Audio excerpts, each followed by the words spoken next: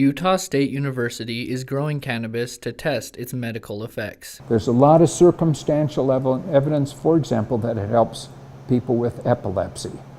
But we need to quantify the dose to make sure it's safe and effective for those people. Multiple growth chambers are being used to test the effects colored lights can have on growth. By applying far red, we get really long stems, which, especially if we're trying to grow in controlled, contained environments, we want them to stay nice and short. And so we want to really minimize the amount of far red that they're getting. Very little green, a lot of red light. Bugbee says that only the female cannabis plants produce the buds needed for medical use. What we're doing here is cultivating what we call mother plants, that we take cuttings from these and do clonal propagation to make more plants of the exact same genetics. Bugbee says that the THC levels in this cannabis is so low that even if you were to smoke it, you still would not get high. These are genetic lines that are very different from marijuana because they don't have what we call the psychoactive properties. Those psychoactive properties that get people high are known as tetrahydrocannabinol, or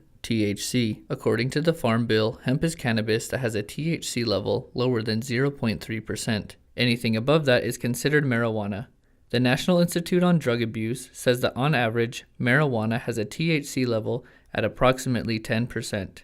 That's over 33 times the amount that hemp is allowed to have.